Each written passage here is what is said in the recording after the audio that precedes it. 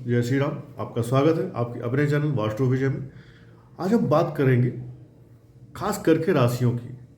कई बार आपने देखा होगा किसी पर्टिकुलर कुंडली में कुछ ऐसे भाव होते हैं जहाँ पर कोई उच्च का ग्रह विराजमान होता है या उस राशि का स्वामी कहीं पर उच्च का विराजमान होता है, फिर भी उसकी महादशा में, अंतर्दशा में, प्रत्यंतर दशा में या उस भाव का फल आपको डिले होकर के मिल रहा होता है, लेट मिल रहा होता है या उतना बढ़िया नहीं मिल रहा होता है।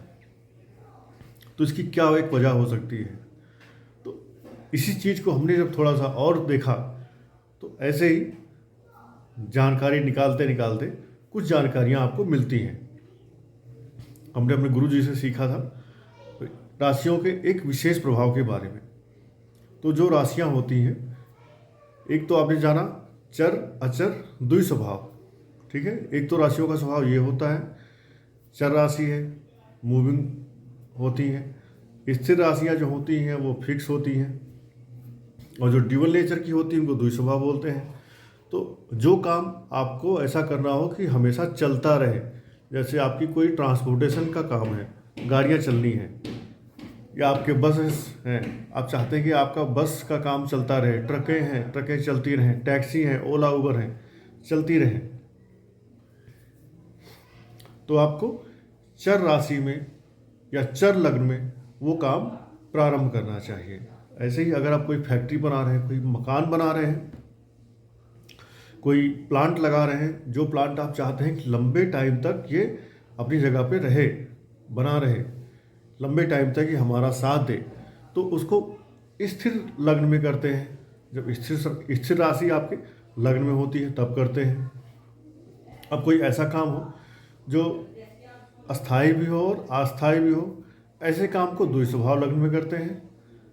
तो पीछे अभी तक आप लोगों ने ऑलरेडी जान चुके हैं कि चर अचर द्वि स्वभाव लग्नों को हम कैसे यूज करते हैं, क्या इनका महत्व है और कैसे ये हमारे लाइफ में रोल प्ले करती हैं। आज हम बात करेंगे एक अलग बात की। अलग बात क्या है? राशियों को 3 तरह से बांटा गया है, शीर्षोदय, पृष्ठोदय और उभयोदय। कौन सी 3? फर्स्ट है शीर्षोदय, वो राशियाँ जो पहले सर से उदय होती हैं उनको बोलते हैं शीर्षोदय राशियाँ। और जो राशियाँ जब बाहर निकलती हैं तो पहले उनका पैर निकलता है, उनको बोलते हैं पृष्ठोदय राशियाँ। और जिन राशियों का पहले पीठ या पेट बाहर निकलता है उनको बोलते हैं उभयोदय राशियाँ। कौन सी? उभयोदय, ठीक है। तो ये जो 3 राशियाँ होती हैं, इनसे फर्क क्या होता है? अब अगर आप इसके बारे में बात कर रहे हैं, उससे पहले मैं आपका दोस्त विजय मिश्रा। किसी भी ज्योतिषी अथवा वास्तु से रिलेटेड सहायता के लिए आप हमसे संपर्क कर सकते हैं। आप हमारे व्हाट्सएप नंबर पे मैसेज करके, कॉल करके अपॉइंटमेंट चार्जेस वगैरह के बारे में जानकारी ले सकते हैं। अब हम बात करेंगे कैसे इन राशियों का रोल होता है, कौन सी राशि शीर्षोदय होती है, कौन सी राशि पृष्ठोदय होती है, कौन सी राशि उभयोदय होती है। क्योंकि शीर्षोदय राशियाँ वो होती हैं जो सबसे पहले अपना सर बाहर निकालती हैं। अब अगर आप कहीं किसी मान लो गुफा में हो, किसी बंकर में हो या किसी गुफा से आप बाहर निकल रहे हो, पहले आपका सर बाहर निकले, तो सर बाहर निकलेगा तो आप दुनिया को सबसे पहले देखेंगे। यही अगर आपका सबसे पहले पैर निकल जाए तो क्या होगा? आपका पैर निकलता जा रहा है, पैर निकलेगा, फिर आपके घुटने निकलेंगे, फिर आपकी कमर निकलेगी, फिर आपका सीना निकलेगा, फिर आपकी गर्दन निकलेगी, आखिरी में आपकी आँख दुनिया को देखेगी। तो शीर्षोदय राशि वालों ने अपने आँखों का यूज सबसे पहले दुनिया को देखने में किया। ऑन दी अदर हैंड जो पृष्ठोदय राशियाँ होती हैं उनका सबसे पहले पैर निकलता है। तो ये राशि वाले जब इनकी राशि पूरी उदय हो जाती है तब इनकी आंखें दुनिया को देखती हैं, क्योंकि ये उल्टी निकल रही होती है, उल्टी उदय हो रही होती हैं। और जिन राशियों का पहले पीठ या पेट बाहर निकलता है, वो राशियाँ भी सबसे पहले अपना हवा का अनुभव करती हैं। लेकिन जब तक आंखें देखेंगी नहीं तब तक आप अच्छा है, बुरा है, टेढ़ा है, गंदा है, साफ है, वो देख नहीं पाते हैं। तो इनको बोलते हैं उभयोदय राशियाँ। अब अगर शीर्षोदय राशियों को देखेंगे तो शीर्षोदय राशियों में कौन कौन सी राशियाँ आती हैं? राशि नंबर 5, राशि नंबर 6, राशि नंबर 7, राशि नंबर 8, राशि नंबर 11, अर्थात सिंह राशि, कन्या राशि, तुला राशि, वृश्चिक राशि और कुंभ राशि। सिंह, कन्या, तुला, वृश्चिक, कुंभ, तो ये 5 राशियां होती हैं शीर्षोदय राशियां। अब इनको आप अपने जन्म कुंडली में या किसी दूसरे के जन्म कुंडली में इनका फलित कैसे करेंगे उस पर भी बात करेंगे। पहले बाकी पृष्ठोदय और शीर्षोदय उभयोदय राशियों की बात कर लें तो सेकंड है जो जिनका पहले पैर निकलता है, अर्थात पृष्ठोदय राशियाँ। पृष्ठोदय राशियों में आती हैं राशि नंबर 1, राशि नंबर 2, राशि नंबर 4, राशि नंबर 9 और राशि नंबर 10, अर्थात मेष, वृषभ, कर्क, धनु, मकर। मेष, वृषभ, कर्क, धनु, मकर, इन राशियों के पहले पैर बाहर आते हैं, आंखें इनकी सबसे आखिरी में आती हैं। तो ये क्या करेंगे, ये दुनिया को सबसे लास्ट में देखेंगे। अपने जो फीलिंग करना है, जो देखना है, जो रिजल्ट है वहाँ पर स्लो करेंगे, ठीक है। और जो पृष्ठोदय राशियाँ होती हैं उनमें बची खाली 2 राशियाँ, राशि नंबर 3, राशि नंबर 12, अर्थात बुध की मिथुन राशि और गुरु की मीन राशि। मिथुन और मीन राशियाँ आती हैं पृष्ठोदय राशियों में। अब आपकी कुंडली में कैसे रोल प्ले करती हैं इनके बारे में जानकारी ले लेते हैं। चलिए, अब एक मेष लगन की कुंडली आप मान लीजिए। तो मेष लगन की कुंडली में पहला भाव कौन सा हो गया? 1 नंबर की राशि। 1 नंबर की राशि क्या होती है? पृष्ठोदय राशियाँ होती हैं। तो 1 नंबर की राशि का पैर पहले आएगा। इट मीन्स ये लोग दुनिया को थोड़ा सा देरी से समझते हैं, दुनिया इनको देरी से समझती है। ये लोग दुनिया की लाइमलाइट में देर से आते हैं, ठीक है। अब 1 नंबर अर्थात मेष राशि के सेकंड हाउस में जो राशि आती है वो होती है वृषभ राशि। वृषभ राशि भी पृष्ठोदय राशि होती है। पृष्ठोदय राशि होने का मतलब इनके धन भाव में जो धन आएगा वो भी लेट आएगा, ठीक है, क्योंकि राशि का काम हो गया डिले करने का, ठीक है। अब इनकी लाइफ में धन बहुत मेहनत से आएगा, लेट होकर के आएगा, संघर्ष के साथ आएगा। वृषभ राशि पृष्ठोदय राशि है, तो इनकी लाइफ में जो धन आएगा वो भी लेट होकर के आएगा, संघर्ष के साथ आएगा। इजी मनी, इजी फ्लो नहीं रहेगा धन का, ठीक है। 1, 2, 4, 9, 10 चौथा भाव, चौथी राशि क्योंकि मेष राशि है, कालपुरुष की कुंडली हमने लिया है। तो इनकी लाइफ में जो भूमि, भवन, वाहन का सुख आएगा वो हो गई चौथी राशि, चौथा घर। वो भी इनके जीवन में लेट आएगा, थोड़ा सा संघर्ष के साथ आएगा, इतनी आसानी से नहीं आएगा। लेकिन अब देखेंगे जो शीर्षोदय राशि होती है 5 नंबर, 5 नंबर की राशि इनके 5वें घर में पड़ रही है, तो इनकी लाइफ में संतान सुख जल्दी आएगा। इनकी लाइफ में अफेयर, लव जल्दी आएगा। बुद्धि इनकी जल्दी काम करेगी क्योंकि ये शीर्षोदय राशियाँ हैं, ये अपना रिजल्ट फास्ट देंगी, क्विक देंगी। ऐसे ही इनकी लाइफ में 6th हाउस हुआ, वो भी आपका शीर्षोदय राशि का हो गया। तो इनकी लाइफ में क्या होगा? जॉब जल्दी आएगी, इनको बीमारियां जल्दी पकड़ेंगी, इनके दुश्मन जल्दी बनेंगे, लोग इनसे जलेंगे जल्दी, क्योंकि ये राशियां अपने हाउस के रिजल्ट बहुत फास्ट जल्दी जल्दी देती हैं।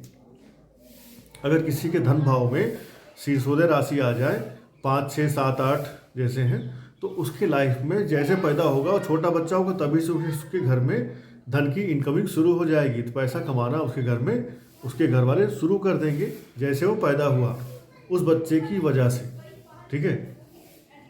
ऐसे ही मेष राशि या मेष लग्न की कुंडली में देखेंगे 7वां घर, उसमें 7 नंबर की राशि है, ये भी शीर्षोदय राशि है। तो मेष लग्न वाले अगर बिजनेस ढूंढें, अर्थात बिजनेस पार्टनर ढूंढें, जल्दी मिल जाएगा। लाइफ पार्टनर ढूंढेंगे, आज ढूंढना शुरू करेंगे, साल 6 महीने के अंदर मिल जाएगा।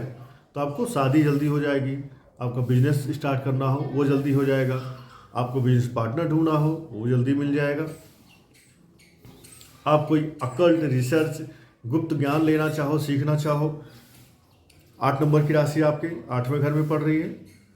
ये राशि भी शीर्षोदय राशि होती है, यहाँ भी आपका काम जल्दी हो जाएगा। तो आपके जीवन में मेष लग्न वाले जैसे हैं तो 5, 6, 7, 8 ये 4 भाव अपने रिजल्ट क्विक देंगे।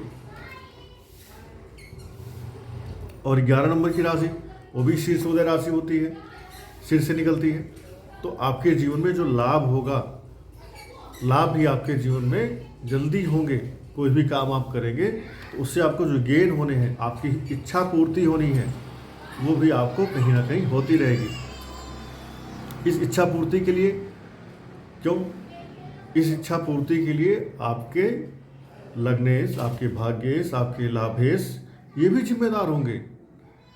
ग्रहों को अभी मैं कंसीडर नहीं कर रहा हूँ, अभी मैं केवल राशि का फल बता रहा हूँ कि कैसे आपके राशियाँ आपके जीवन में किसी भी हाउस के रिजल्ट को स्लो कर देती हैं या फास्ट कर देती हैं। अब अगर किसी की कुंडली में धन भाव, सुख भाव, भाग्य भाव, कर्म भाव, लाभ भाव, इन भावों में अगर आपके शीर्षोदय राशियाँ आ जाएं तो फिर तो बल्ले बल्ले है, आपके लाइफ में पैसा आएगा, सुख आएगा, लाभ आएगा, जॉब की कमी नहीं है, बिजनेस की कोई समस्या नहीं है। अब पृष्ठोदय या उभयोदय राशियाँ, उनसे क्या लाभ है? अगर किसी के 6वें, 8वें, 12वें घर में, 7वें घर में ये राशियाँ आ जाएं तो उसके जीवन में जो मारक घरों का प्रभाव है, जो बीमारियां हैं, जो संकट हैं, जो परेशानियां हैं, वो लेट आएंगी, ठीक है, कम आएंगी। क्योंकि राशि तो अपना काम करेगी, अपने हाउस का जो भाव का जो रिजल्ट है उसको वो कम कर देगी, लेट देगी। तो जब 6वें घर में आ जाएगी पृष्ठोदय या उभयोदय राशि तो आपको क्या करेगी?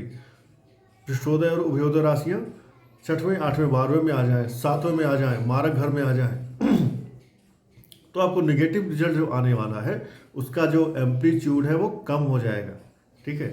तो परमात्मा ने जो राशियाँ बनाई हैं उनको इसीलिए उन्होंने अलग अलग आयाम दिए हैं, अलग अलग क्वालिटी दी है कि भाई आपको ये चीज़ें देनी है, स्लो देनी है, फास्ट देनी है। ग्रहों पे भी कंट्रोल दे रखा है कि आप अपने हिसाब से फ्लो बढ़ा सकते हैं, घटा सकते हैं। राशियों को भी दे रखा है कि आप जहाँ पर बैठेंगे तेज देंगे, आप जहाँ पे बैठेंगे बहुत ही संघर्ष की बात देंगे, आप जहाँ पे बैठेंगे वो देंगे ही नहीं। तो ये था एक मेरा प्रयास आपके लिए, थोड़ी सी जानकारी कि कैसे आप राशियों के तत्वों को समझें, राशियों के आधार पे कैसे आप व्याख्या कर सकते हैं, फलित कर सकते हैं कि आपके इस भाव का फल आपको एकदम बिजली की स्पीड से मिलेगा और किस इंसान के किस भाव का फल नहीं मिलेगा, स्लो मिलेगा, संघर्ष के बाद मिलेगा। अब संघर्ष के बाद मिल रहा है, स्लो मिल रहा है और वो आपका अच्छा घर है, धन भाव है, संतान भाव है, सुख भाव है, लाभ भाव है, तो आप फिर उस राशि के कारक तत्व को समझिए, राशि स्वामी को समझिए, उनके कुछ उपाय करिए, उससे आपका वो फ्लो बढ़ सकता है। क्योंकि सनातन धर्म में, ज्योतिष शास्त्र में कई सारे उपाय दिए गए हैं हर एक समस्या से निपटने के लिए, पर समस्या से निपटना आपको है, समस्या से समाधान आपको खुद करना पड़ेगा, क्योंकि समस्या आपकी है। आपकी समस्या के लिए कोई उसका समाधान बता तो सकता है, पर करना आपको ही पड़ेगा और आपको ही करना भी चाहिए, क्योंकि जिसके दर्द हो रहा होता है उस दर्द को वो समझ रहा होता है, उसके लिए वो उपाय करेगा तो सही करेगा। दूसरा आदमी आपके लिए उपाय करेगा तो वो उपाय क्या पता किस इच्छा से, कितनी इच्छा शक्ति से कर रहा है, ठीक है। तो इस वीडियो को यही पे समाप्त करते हैं। आशा है शीर्षोदय, पृष्ठोदय और उभयोदय राशियाँ आपको समझ में आई होंगी और इनके फलित आप अब आसानी से कर पाएंगे और जान पाएंगे किस भाव का फल आपको तेज़ी से मिलेगा, किसका स्लो मिलेगा, किसका नहीं मिलेगा। धन्यवाद। जय श्री राम। हर हर महादेव।